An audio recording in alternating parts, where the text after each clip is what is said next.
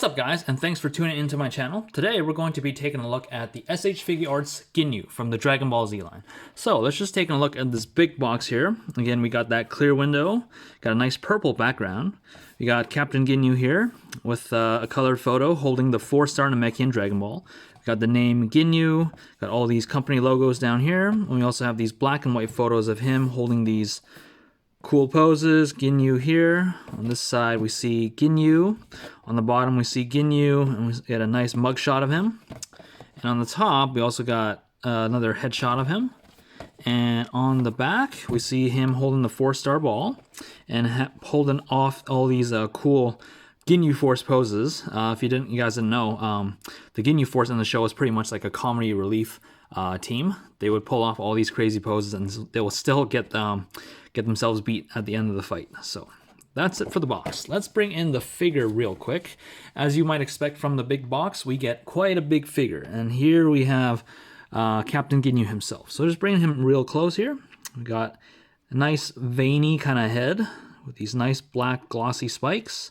He's got a green scouter. We got the Ginyu Force logo. It's got nice thick arms, thick legs. It's got black on the arm and the leg guards, and also got tan tips for his boots and tan for his shoulder pads and also his skirts. On the back here we got the black and the tan as well. And yeah, he's wearing just like a white, I don't know, like tighties, or sorry, black tighties, not white tighties. What am I talking about? So yeah, there we have it. So let's go over articulation real quick. So again, up and down at the head. He also has neck articulation down there that also goes side to side. So quite a bit of movement here in the head. We get these shoulder pads out of the way. We can get his arms 360 degrees. He has a nice butterfly joint that goes this far out. You can see from the back. He has a 90-degree hinge here. Any more, you can just literally rotate that arm up. And he has a bicep swivel, and everything pops off. So let's pop that back on. And I'll kind of go over that later. It's actually quite cool. Elbow bends here past 90. He's got big biceps, so not a lot of movement. And he also has a double ball jointed wrist, just like that. Now getting these arms out of the way, let's take a look at that ab crunch. So he has an ab crunch. Something's fallen off. It's a scouter. I'll just leave that off to the side.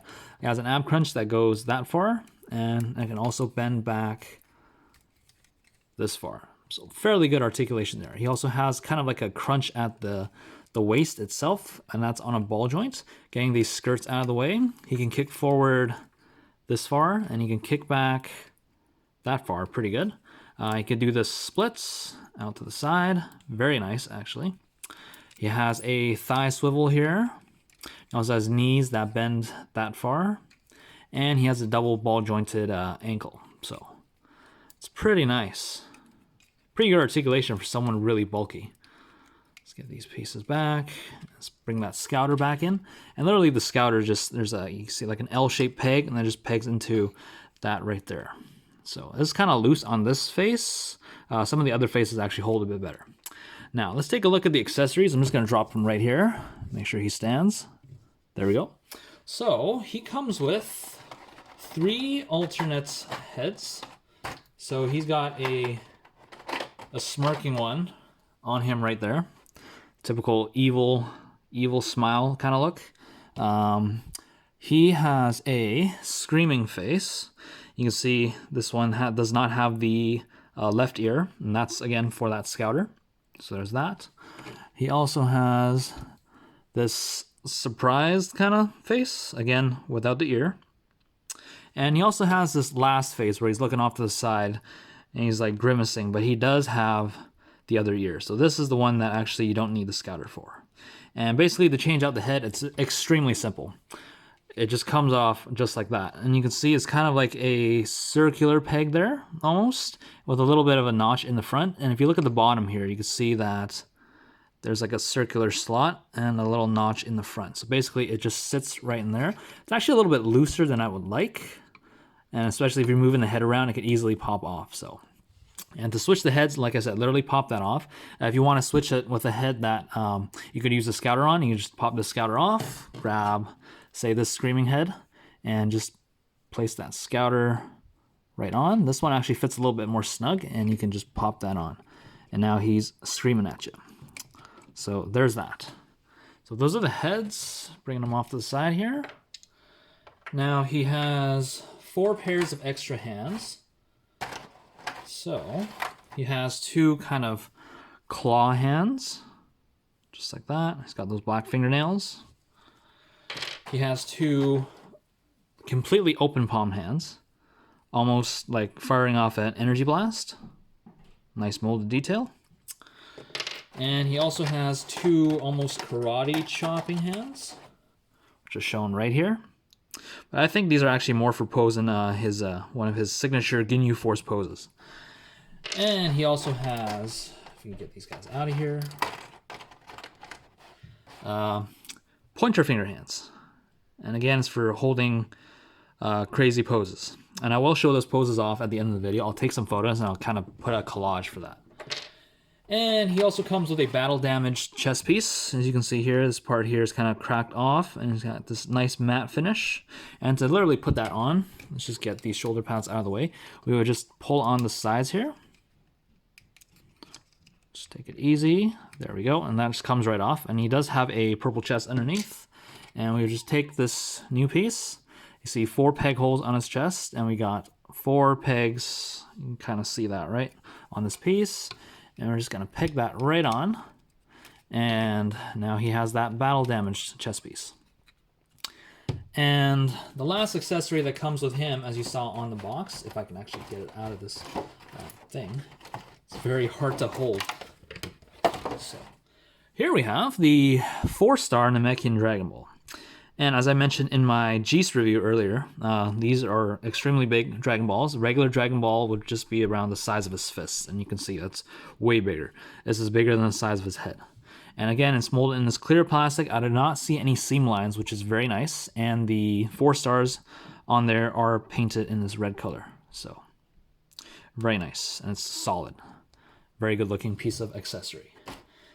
Now, there's a little bit something else that I don't know if you would actually consider this an accessory, but as you might have seen earlier, these can come right off. And not just the shoulder pads, but these side skirts also come right off. And it actually does not detract from the look at all. And I can't remember exactly, but I think in the show, they do come off in the show as well, so. And he still looks fine without it. And it's very simple to attach, as you can see here. Let's bring in that shoulder pad. You see there's like a little peg right there. And if you look right there, there's a little peg hole. And all you do is just peg that in. And it stays in there fairly well, unless you're really doing some crazy poses. And sometimes it could pop it off. But yeah, that is all. This actually looks more cleaner this way, so. And one thing I forgot is how to show how to switch the hands. So I'm just going to give that a little tug, just like that. And you can see there's a double, kind of like a double ball peg. Actually, just a single one. So I'm just going to take, let's see, this claw hand. And we're just going to pop it on, as you can see right there. Nice, satisfying click, just like that. So now he has a claw hand. So I'm just going to put him back here, and let's get some size comparisons going on real quick. Make sure he can stand and he looks okay, presentable, you know. Let's bring in his second in command from my previous video. We have Geese. As you can see, he's considerably smaller, only goes up to his chest level. And here we also have the classic Son Goku himself, which again is still smaller than him, only goes up to his chest. And there you have it. So, hope you guys enjoyed my review of the SH Figuarts Captain Ginyu. If you enjoyed the review, definitely don't forget to hit that like button and click subscribe, turn on notifications. And again, I'll try to review everything that I get from here on out. And yeah, until next time, take care guys. Bye. Cha-la, hey, cha-la. 何が起きても